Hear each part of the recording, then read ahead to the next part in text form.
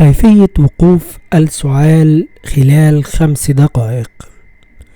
السعال الدائم مؤلم ومجهد، ويمكن أن يكون سببه أي شيء، بداية من جفاف الحلق إلى سيولة الجيوب الأنفية أو الربو.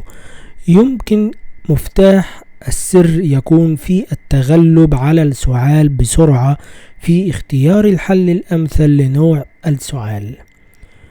يجب أولا الترطيب، تناول السوائل، وهي الحفاظ على الترطيب هو خط الدفاع الأول أمام السعال تماما مثل جميع الأمراض.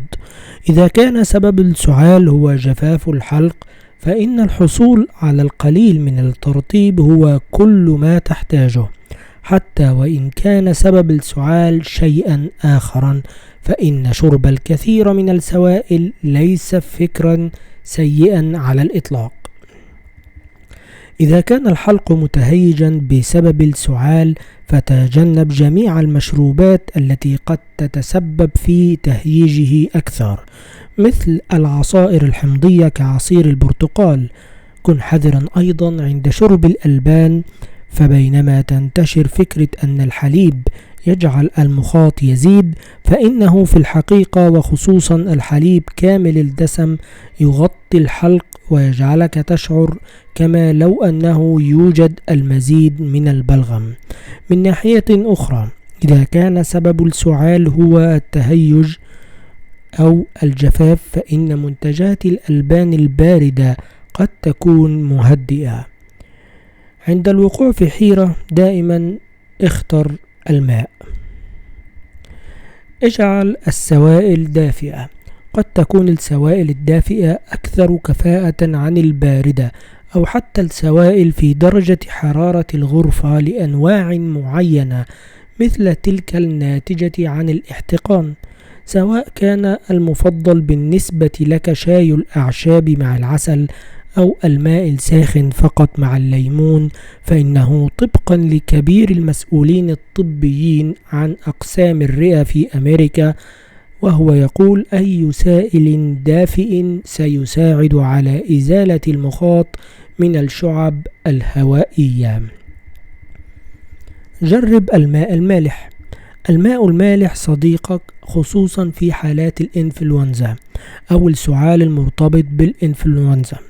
يمكنك إما الغرغرة بالماء المالح أو استعمال محلول رذاذ الأنف للمساعدة على قتل الفيروس أو البكتيريا المسببة لسيلان خلف الأنف وبالتالي السعال، وإعطاؤك فترة من الراحة على المدى القصير عن طريق تنظيف الحلق من المخاط. اختر البخار في بعض الحالات. تفترض الحكمة التقليدية أن البخار الناتج من الاستحمام أو المرطب قد يساعد في التغلب على السعال، ومع ذلك فإن هذا الحل فقط في حالات السعال بسبب جفاف الهواء. إذا كان سبب السعال هو الاحتقان أو الربو أو الغبار الدقيق أو العفن، فبين أسباب أخرى قد يتسبب الهواء الرطب في جعل السعال أسوأ. طريقة أيضا لعلاج هذا السعال وهي تغيير البيئة. اجلس بصورة مستقيمة. قد يساعد الجلوس بصورة مستقيمة على نزول المخاط إلى الحلق. على سبيل المثال، يجب دعم الرأس باستخدام الوسائد عند النوم وأنت تعاني من السعال، وذلك لمنع تفريغات الجيوب الأنفية من التجمع في الحلق وبالتالي حدوث السعال. حافظ على نظافة الهواء. ابتعد عن الهواء المتسخ، ويشمل ذلك دخان السجائر. قد يكون وجود الجزيئات الصغيرة في الهواء سبب السعال، أو حتى جعل الحالة أسوأ إن كان بسبب مصدر آخر. قد تتسبب الروائح القوية مثل العطور في حدوث السعال لبعض الأشخاص، حتى وإن لم تكن مزعجة بالنسبة للآخرين. حافظ على ثبات الهواء. تجنب الرياح أو مراوح السقف أو السخانات أو مكيفات الهواء، حيث سيجعل الهواء المتحرك السعال أسوأ. ويعتقد الكثير من المصابين بالسعال أن الهواء المتحرك يجعل السعال أسوأ، إما بسبب زيادة جفاف الشعب الهوائية أو عبر إنتاج إحساس الوغز الذي يؤدي إلى السعال. جرب تمارين التنفس. فإنما تهدف أغلب التمارين التنفسية إلى الحالات المزمنة مثل أمراض الانسداد الرئوي المزمن، فقد يمكن استخدامها من قبل أي شخص يعاني من السعال.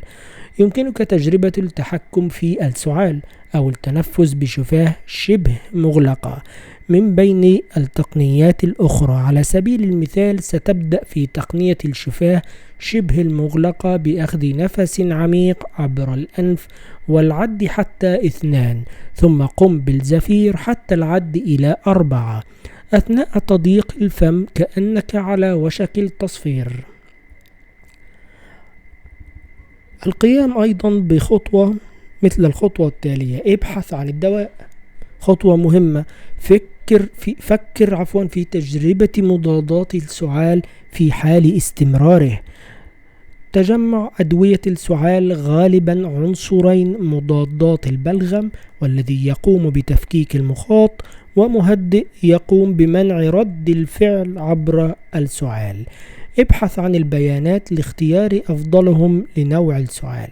قد يستطيع الطبيب وصف شراب للسعال يحتوي على الكودايين، والذي يعتبر بدوره مهدئا فعالا للسعال. تأكد من اتباع تعليمات الجرعة المحددة تماما كما يضعها الطبيب، وذلك بسبب قدرة الكودايين على أن يصبح بمثابة العادة.